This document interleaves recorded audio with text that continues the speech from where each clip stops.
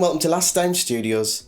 Today we're playing What If again, but what if the what if was already imagined? Once Upon a Time in Hollywood, it's an amazing and, being truthful, very lengthy feature film with so many stories packed into one.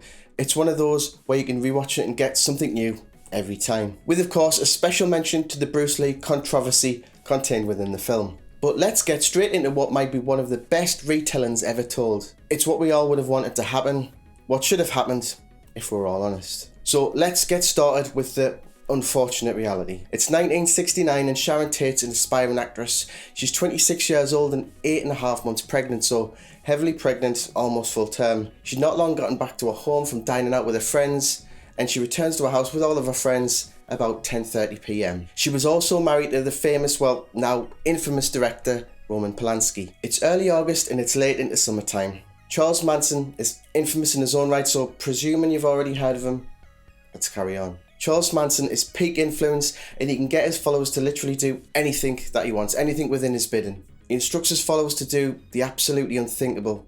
His followers go to an address of a record producer who rejected Manson as a client, except when the family arrived at the address, the record producer wasn't there.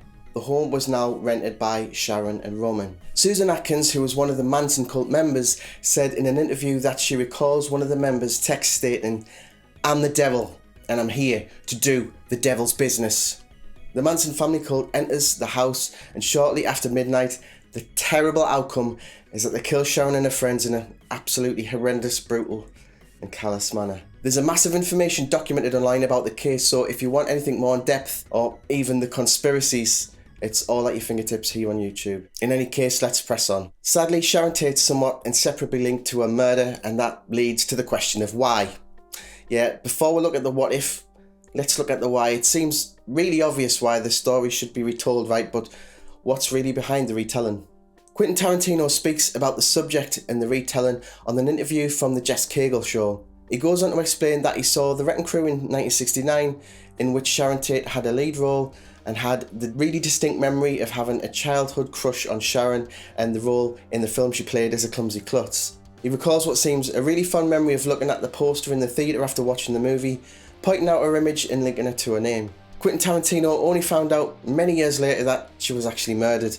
He recalls that everything he read about her seemed so good, too good to be true to be honest, in a positive sense, and that the world was really a much lesser place because she wasn't allowed to live her life. He then also, and probably most poignantly, goes on to explain that it was horrible the way she'd been defined by her murder, which I entirely agree with. Quentin Tarantino also said when answering questions on other occasions to the press that he'd spoke with Deborah Tate, Sharon's sister, on the phone, and then made an effort by driving out to Santa Barbara. They met up and he asked her a lot of questions, giving the emphasis on a lot, and gave Deborah a copy of the script to read.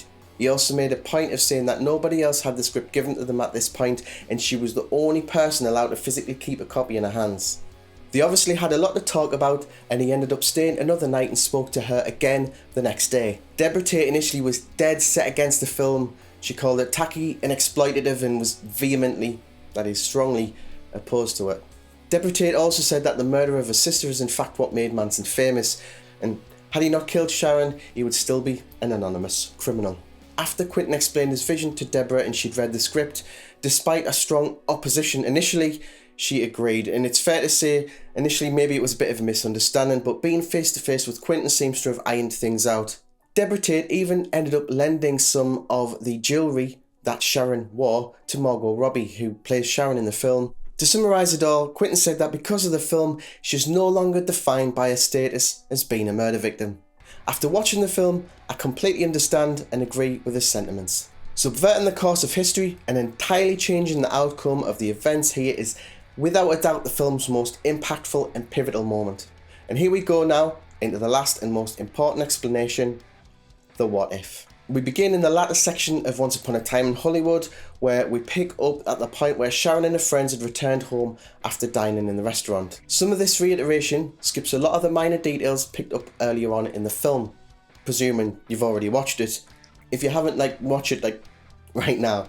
If you haven't watched it, then hopefully having some prior knowledge will make it even better. Just an additional point, the house itself is no longer there, but there's plenty of images online of the premises. Looking at some of the real footage of the depiction of Sharon's house, Sharon and Roman's rented house that is, it's mostly accurate, even including the run up the driveway and the outer gate. Incidentally also, just as an interesting point, the house was last occupied by Trent Reznor from the band 9 Inch Nails before it was destroyed.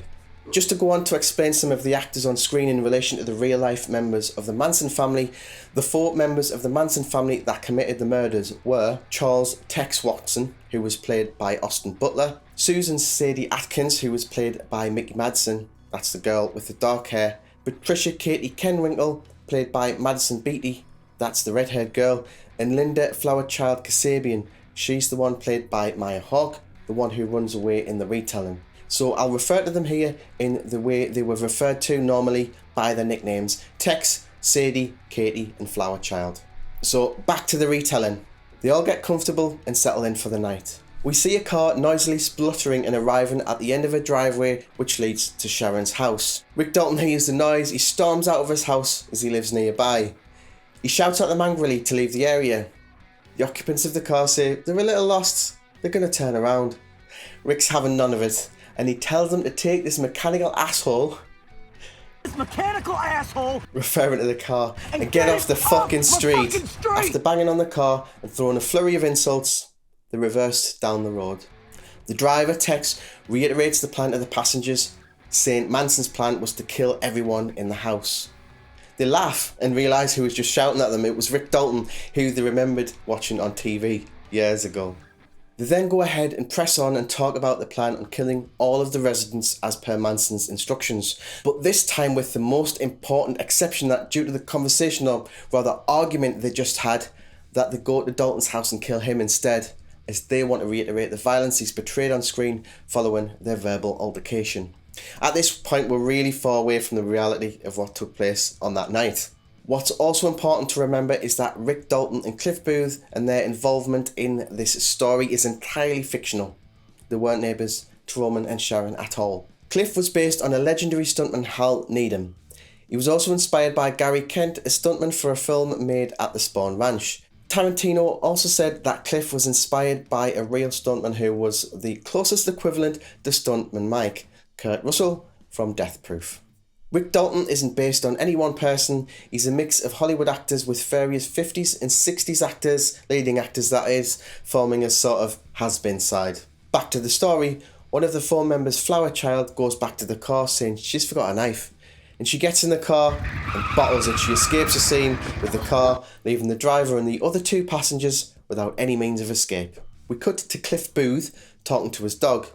He's been staying at Dalton's house as they've been having a farewell drink as he's leaving Dalton's employment. He's pissed drunk and he's high from the cigarette laced with mushrooms that he's been smoking. Dalton's laying in the pool with his headphones blasting. Instead of going directly to Sharon's house, they burst into Dalton's house, ready to kill, armed with knives and a gun. They're greeted by an amused Cliff Booth. They try and surround him. Tex points his gun at Cliff. Cliff's dog stands to attention, and Cliff, being the man of experience when it comes to confrontation, knows exactly what the score is. He starts to calmly talk to them, and then starts laughing hysterically. He points his finger to the gun holder Tex, as if it's a gun, and continues to laugh hysterically. The other Manson family members bring in Dalton's wife, Francesca. Cliff had already met the cult at the ranch. Yeah, Spawn Ranch. Tex then says the unforgettable. I'm the devil, and I'm here to do the devil's business. Just like he said in real life. Cliff's dog jumps up and tears into Tex. Cliff, who's holding a can of dog food, pelts it at Sadie's head, wounding her badly and leaving her writhing on the floor. Cliff's dog tears away at Tex's nuts, and he screams in agony. Then the dog turns his attention to Sadie, who's been wounded by the can of dog food. Cliff strikes Tex's knife as he tries to attack Cliff, and the strike pushes the blade back and plunges it straight into Tex's leg. He strikes Tex in the face and knocks him to the floor. Cliff then stomps on Tex's head, bringing the final blow and killing Tex outright. Dalton's wife strikes Katie, who at this point is unscathed, and then she runs. As Dalton's wife escapes, Katie lunges for Cliff and plunges a knife into his thigh. He looks at it and remarks, "Wow." He looks at Katie, and then he smashes her head into a telephone, a picture frame, fireplace, and then a desk until her head's essentially pulp, and she's lifeless. Sadie manages to escape and crashes through a large window at the rear of the building and into the pool where Dalton is, who's obviously quite oblivious to what's going on at this point. Katie's in pretty bad shape. He sees her crash into the pool, shouting, "Jesus!" among other choice words. She jumps up and shoots a gun into the air a few times. Dalton runs away from the pool and disappears. Or at least, that's what you think he's done. He swiftly returns with a flamethrower and toasts Sadie. She burns to death. That's not the first time he's toasted a bad guy, or in this case girl, in a Tarantino film. Anybody order fried sauerkraut? And that brings an end to all 4 members of the Manson cult involved in the murders. Jay, who was sadly murdered in reality, has a conversation with Dalton at the entrance gate to Sharon's house, asking him what the fuck happened. Dalton briefly tells him while laughing nervously, Jay being completely unaware what would have happened had Cliff and Dalton not been there. Sharon chimes in from the gate on the radio after speaking with Jay, and he tells her what happened. Sharon invites him in, which incidentally is also what Dalton was desperately looking for. An in with Polanski to do some decent films, finally. So, there we have it. In reality, what happened is, all 4 of Manson's family members were initially sentenced to death, but this was later repealed by a precedent set by another unrelated case, and amazingly the sentences were reduced to life. Unbelievable. Apart from the brutal yet what would seem absolutely necessary disposal of these 4 members of the Manson family, it's the perfect fairy tale ending. But to be fair, on reflection, it's absolutely 100% unequivocally substantially less brutal in reality given Sharon's pregnancy. Cliff and his ever-faithful dog, with a little help from Dalton, at the last moment eradicate all 4 members of the Manson cult, leaving Sharon untouched and surprisingly completely unaware of what's taking place. I prefer the what if scenario. I'm sure we all do. That's it for this week. Please like and subscribe. Take care. I'll see you soon.